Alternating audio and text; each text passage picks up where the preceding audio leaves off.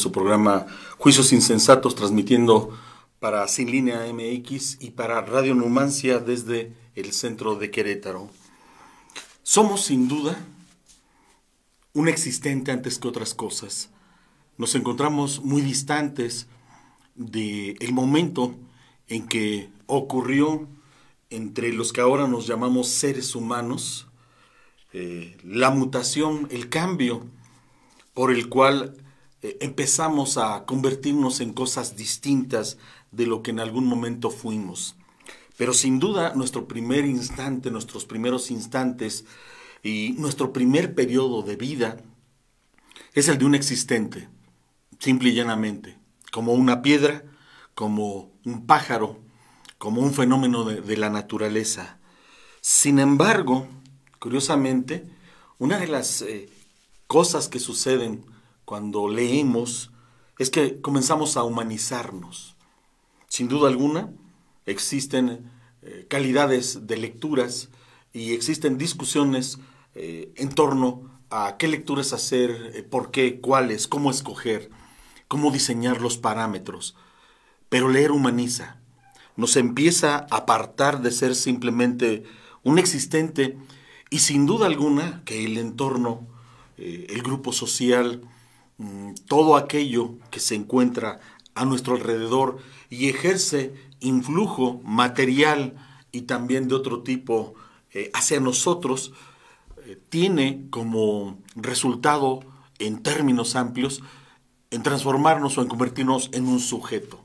Es decir, un existente que no solamente ya es un cuerpo o mera materia, sino una clase de sujeto, es decir, de integrante de un entorno y en el cual vamos a manifestarnos porque ese entorno se está dirigiendo a nosotros y se está manifestando en nosotros, a través de nosotros. Pero seguimos siendo sujetos porque nos encontramos a la disposición de las fuerzas, para llamarlas de alguna manera, las condiciones, las condicionantes, las limitantes que van material, pero también espiritualmente, no en sentido religioso, en amplio sentido, a irnos moldeando, a transformarnos en un momento dado en alguien que replica todo aquello que como estímulo, como información, como forma de manifestación llega a él y lo registra. Esto incluye, por supuesto, un orden simbólico que de entrada no percibimos. Y sin embargo, no solo somos capaces de recibir ese orden simbólico y de replicarlo, también somos capaces de modificarlo, de contribuir a él. Y la lectura es sin duda una de las instancias que nos puede precisamente ayudar a tal cosa. Un ejemplo mínimo es que a través de la lectura llegamos a adquirir términos, palabras, lenguaje que utilizamos de una manera ya no condicionada por la reiteración, ya no condicionada por la imitación, sino movida por una búsqueda diferente o por búsquedas distintas de aquellas que se dieron en otros y que nosotros simple y sencillamente recibimos, llega a nosotros como un legado. Sin embargo, lo leído, por el mecanismo de decodificación que se usa para tal fin, puede proveernos de nuevas formas de codificación. Es decir, tenemos, sin duda alguna, procesos mínimos, elementales, por los cuales la lectura se nos hace posible y que son alimentados por ella a su vez. De pronto, en ella, en la lectura, empezamos a encontrar riquezas, variantes y fenómenos del lenguaje, del lenguaje escrito, que de pronto empiezan a cambiar nuestro lenguaje hablado, nuestra práctica oral. Y eso significa no solamente que hay un intercambio entre la escritura y la oralidad, sino que estamos ante la circunstancia de ser estimulados en nuestra imaginación. Nuestra imaginación es provocada precisamente por la propuesta de lo que se encuentra en la letra de molde. Leemos descripciones o no nos dan descripciones, pero nos dan elementos de comprensión que nosotros, al ir desplegando dentro de nosotros, en nuestro interior, participan también de lo imaginario. Y entonces nuestra imaginación se convierte también en maneras o modos gratificantes para nosotros de ser experimentados. Percibimos de manera gustosa cierto tipo de lecturas, escogemos por sus sonidos o por su composición incluso visual ciertos términos, y entonces estamos, sin percatarnos, paulatinamente instalándonos en la esfera lúdica de nuestra existencia. Éramos sujetos porque nos enseñaron a reír de algo, porque nos adiestraron, en el mejor de los sentidos, en el sentido de humanizarnos, para poder distinguir y separar las cosas de acuerdo con las concepciones del grupo humano en el que nos encontramos insertos. Sin embargo, el ámbito lúdico, de pronto, lo encontramos muy nuestro, porque es sumamente gratificante, nos reporta un placer, nos da unas sensaciones, una serie de emociones que difícilmente son proveídas por la mera repetición, por el hecho de seguir las reglas, las normas, los parámetros que nos han indicado, que nos permiten encontrarnos dentro de nuestra familia, de nuestro grupo de amigos, dentro de nuestro ámbito laboral, dentro de nuestro ámbito escolar. Se nos abren nuevas dimensiones, y una de ellas, que no es la menor y que es sumamente importante, es la lúdica. No está determinada por ninguna clase de requisitos formales. No estamos obligados a dar satisfacción de determinadas maneras o a alguien en específico, sino lo que sucede en la dimensión lúdica es que empezamos a experimentar. Experimentamos gozo, experimentamos desconcierto, experimentamos incomodidad, enojo, experimentamos una gama de emociones, seguramente muchas de ellas de modos diferentes a como nos habían enseñado. Y esto es precisamente otras de las repercusiones de la lectura. Porque imaginar es flexibilizar y al mismo tiempo ejercitar y liberar nuestro pensamiento.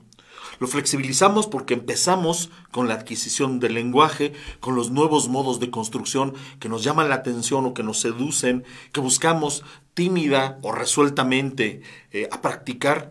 Empezamos a ensanchar, a hacer más amplio nuestro ejercicio de lenguaje, ya sea oral o por escrito. Y esto da como resultado que incide, porque es un ejercicio también, una práctica, en el pensamiento, y encontramos que nos sentimos más cómodos, o empezamos a encontrar formas de comodidad no previstas, de las que no nos habían hablado o a las cuales no nos habían conducido, y que el experimentarlas nos lleva a sentir satisfacciones, sí, placer, sí, gusto, sí, pero también descubrimiento de nuestras potencialidades, de nuestras capacidades, y por consecuencia estamos dándonos cuenta de que leer es al mismo tiempo explorarse, de que leer es leerse, de que leer es realizar introspección, y por lo tanto todo esto nos está dando una curiosa condición de salir al mismo tiempo que de entrar, de estar afuera y al mismo tiempo, simultáneamente, en el interior del mundo. Somos mundo y también observamos al mundo, pero nos observamos a nosotros y al mismo tiempo hacia nuestro interior. Desarrollado el placer de leer, va creando la necesidad del consumo y de la producción de significados. Ya no es nada más que yo me sienta muy a gusto o que me sienta, ¿por qué no?, pleno en la lectura con los significados que otros me están proveyendo, sino que también es satisfactorio empezar a producir significados.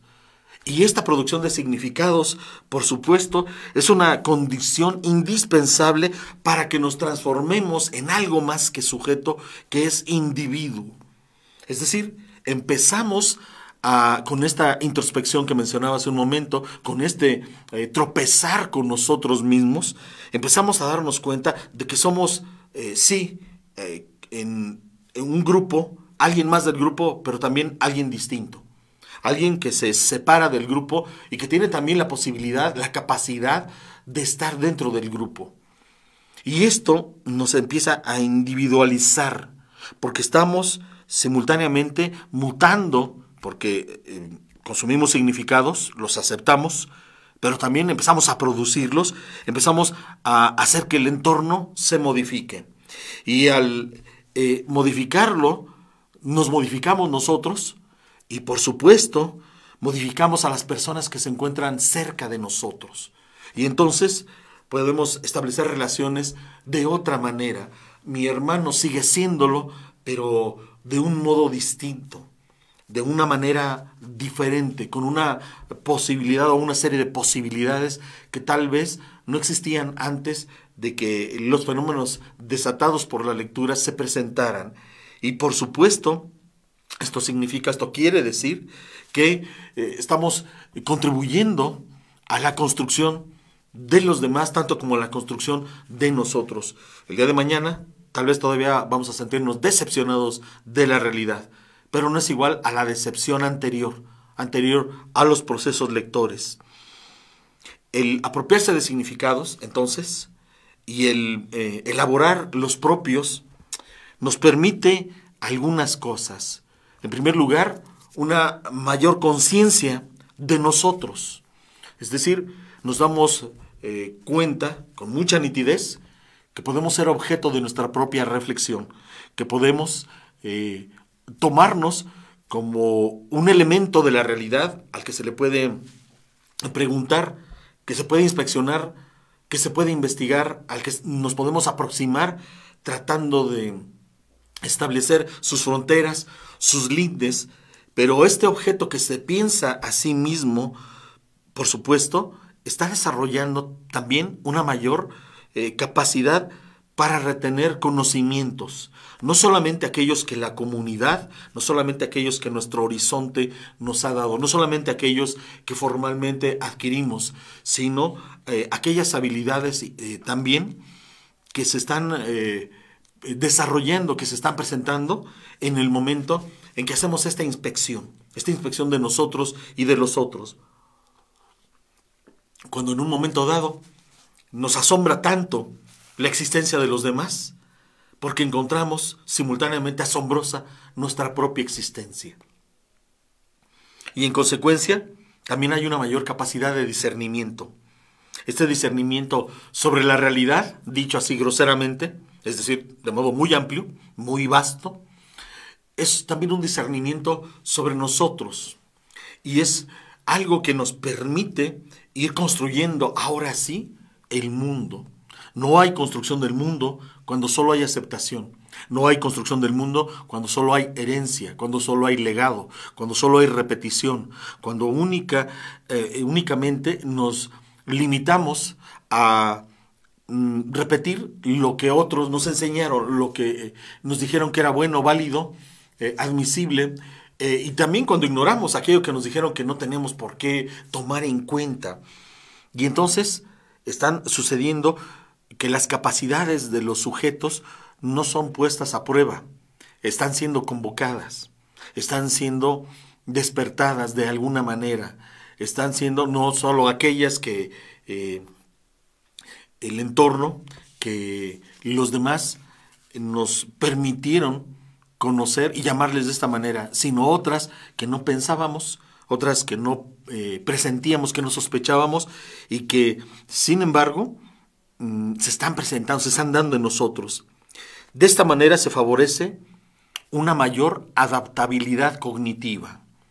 Es decir, al comprenderme y tratar de comprender el mundo, trato, por supuesto, construyéndolo simultáneamente, de retenerlo. Pero esto también me pide o me exige que esté en condición de poder modificar esa atención que le presto al mundo y los instrumentos que uso para conocerlo y para conocerme a mí.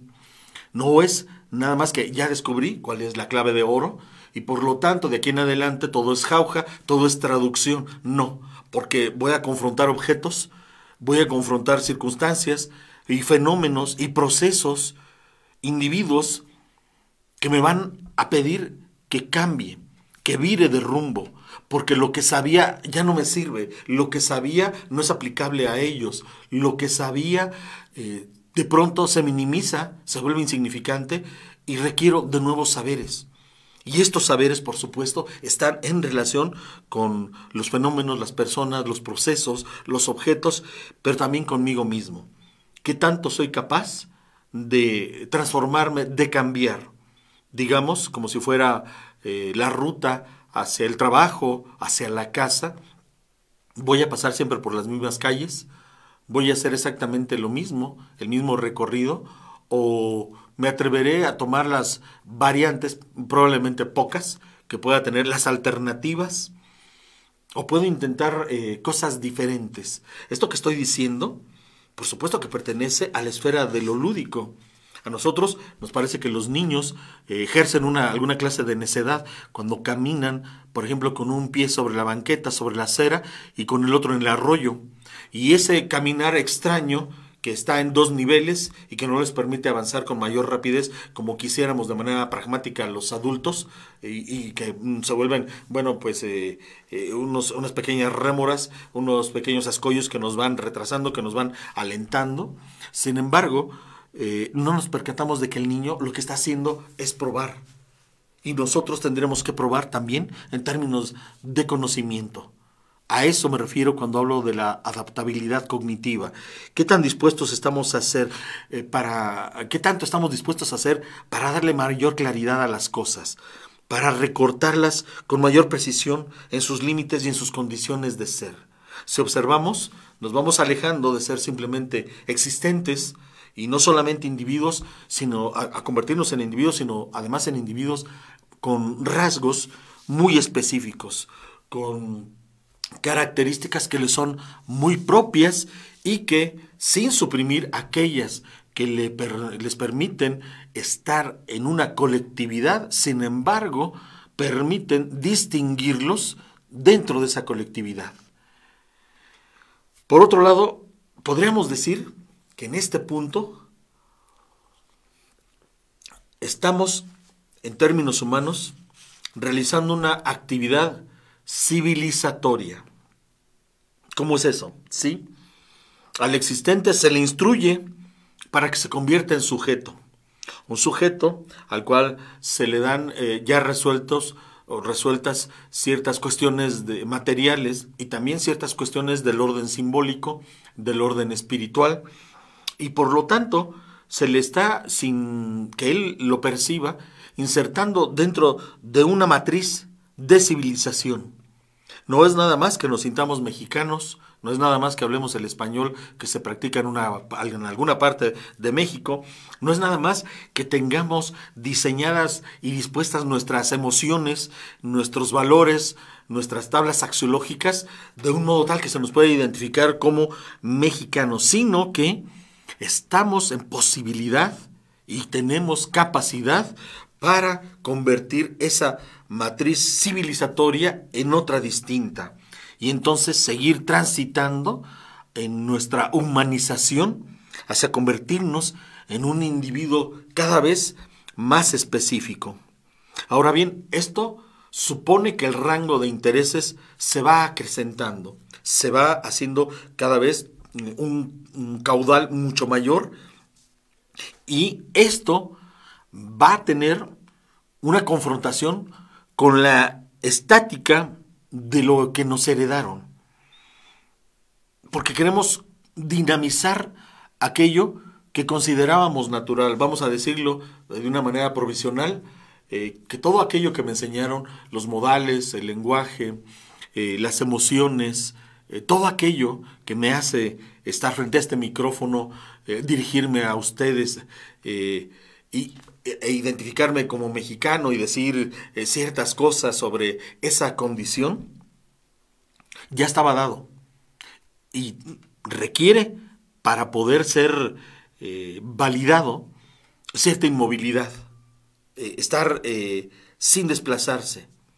Pero si nosotros nos estamos humanizando, y este proceso se desató por la lectura, en este proceso la lectura contribuye fuertemente, grandemente, precisamente para poder llegar a otros estadios, a otros momentos de nuestra propia existencia.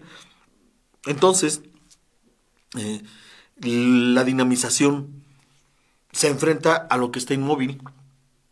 Nacen las preguntas, los cuestionamientos. Nos encontramos seguramente en algún momento muy incómodos, porque resulta que nos percatamos de que hay cosas que son indubitables, como nuestro lenguaje, y cuando nos fijamos en él no es indubitable, es ambiguo, es vago, es profuso, es confuso. Y eso quiere decir que estamos descubriendo y estamos construyendo.